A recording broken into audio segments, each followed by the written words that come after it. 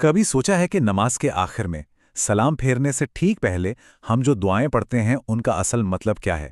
تو آج ہم انہی دعاؤں کے گہرے ارتھ اور ان کی اہمیت کو سمجھنے کی کوشش کریں گے۔ تو ہاں، یہی وہ سوال ہے جس کے ارد گرد ہماری آج کی پوری بات گھومے گی۔ چاہے کوئی نماز ابھی سیکھ ہی رہا ہو یا اپنی عبادت کو اور بہتر بنانا چاہتا ہو، یہ جانکاری سب کے لیے بہت ہی خاص ہے۔ دیکھیے، نماز کی اس آخری بیٹھک کو قعدہ کہتے ہیں، اور یہ ایک بہت ہی خاص لمحہ ہوتا ہے۔ یہ وہ وقت ہے جب بندہ اپنے رب کے سب سے قریب محسوس کرتا ہے اور کچھ ایسی دعائیں پڑھتا ہے جو ہمیں سکون کے ساتھ اپنی نماز مکمل کرنے میں مدد کرتی ہیں۔ تو چلیے ان چار اہم پڑاؤوں کے روحانی سفر پر چلتے ہیں۔ ہم ایک ایک کر کے ہر قدم کو قریب سے دیکھیں گے اور سمجھیں گے کہ یہ ہماری نماز کو اور زیادہ خوبصورت کیسے بناتا ہے۔ ہمارے سفر کا پہلا پڑاؤ ہے تشہد۔ التحيات لله والصلوات والطيبات السلام عليك أيها النبي ورحمة الله وبركاته السلام علينا وعلى عباد الله الصالحين أشهد أن لا إله إلا الله وأشهد أن محمدا عبده ورسوله۔ یہ صرف کچھ لفظ نہیں ہے، بلکہ یہ ہمارے ایمان کی، ہمارے عقیدے کی ایک دم بنیاد ہے۔ چلیے دیکھتے ہیں کہ یہ ہماری نماز کے لیے اتنا ضروری کیوں ہے۔ اصل میں تشہد کا مطلب ہی ہے گواہی دینا۔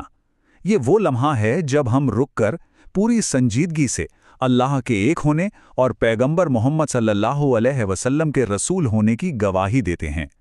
یہ ہمارے ایمان کا سب سے بنیادی اقرار ہے، ایک ایسی طاقتور گھوشنا جو ہماری پوری نماز کو معنی دیتی ہے۔ اور یہ ہے تشہد کا وہ سب سے اہم حصہ، جب ہم کہتے ہیں اشہد اللہ الہ الا اللہ و اشہد ان محمدن عبدہ و رسولہ، تو ہم یہ اعلان کر رہے ہوتے ہیں کہ اللہ کے سوا کوئی عبادت کے لائق نہیں اور محمد ان کے بندے اور رسول ہیں۔ یہ ایک بہت ہی پاورفل سٹیٹمنٹ ہے جو ہمیں ہمارے دین کی اصلیت یاد دلاتا ہے۔ اپنے ایمان کی گواہی دینے کے بعد اگلا قدم ہے ان پر رحمت بھیجنا جن کے ذریعے ہم تک یہ دین پہنچا۔ اسے درود کہا جاتا ہے۔ اللهم صل على محمد وعلى آل محمد كما صليت على إبراهيم وعلى آل إبراهيم إنك حميد مجيد اللهم بارك على محمد وعلى آل محمد كما باركت على إبراهيم وعلى آل إبراهيم إنك حميد مجيد۔ اور یہ نبی کریم صلی اللہ علیہ وسلم سے اپنی محبت اور عزت کا اظہار کرنے کا ایک بے حد خوبصورت طریقہ ہے۔ یہ درود ابراہیمی ہے جسے پیغمبر پر رحمت بھیجنے کا سب سے بہترین طریقہ مانا جاتا ہے۔ اور پتہ ہے اس میں سب سے خاص بات کیا ہے؟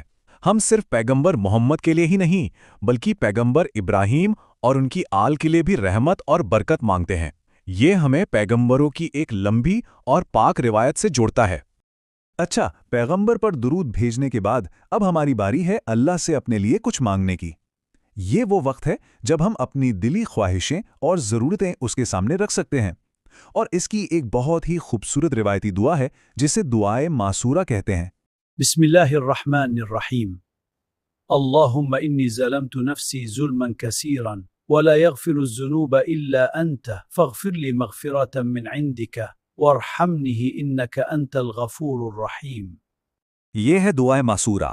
اس میں ہم اللہ کے سامنے اپنی کمزوریوں کو مانتے ہوئے کہتے ہیں کہ ہم نے اپنی جان پر بہت ظلم کیا ہے اور اللہ کے سوا کوئی گناہوں کو معاف کرنے والا نہیں ہے۔ یہ ایک یاد دہانی ہے کہ ہم سب انسان ہیں اور ہمیں ہمیشہ اللہ کی معافی اور رحمت کی ضرورت رہتی ہے۔ پر سوال یہ اٹھتا ہے کہ اگر یہ دعا یاد نہ ہو تو کیا کریں؟ تو گھبرانے کی کوئی بات نہیں ہے، اس کا ایک بہت ہی آسان اور خوبصورت حل بتایا گیا ہے۔ اس کی جگہ ربنا آتنا فی الدنیا حسنتاً وفی الآخرتی حسنتاً وقنا عذاب النار پڑھ سکتے ہیں۔ یہ قرآن کی ایک بہت ہی مشہور دعا ہے۔ اس میں ہم اللہ سے اس دنیا اور آخرت دونوں میں بھلائی مانگتے ہیں۔ یہ ایک بہت ہی جامع اور طاقتور دعا ہے جو ہماری ہر ضرورت کو پورا کر دیتی ہے۔ اور اب ہم اپنی نماز کے بالکل آخری پڑاؤ پر پہنچ گئے ہیں۔ یہ وہ لمحہ ہے جب ہم اپنی عبادت کو امن اور سکون کے پیغام کے ساتھ مکمل کرتے ہیں۔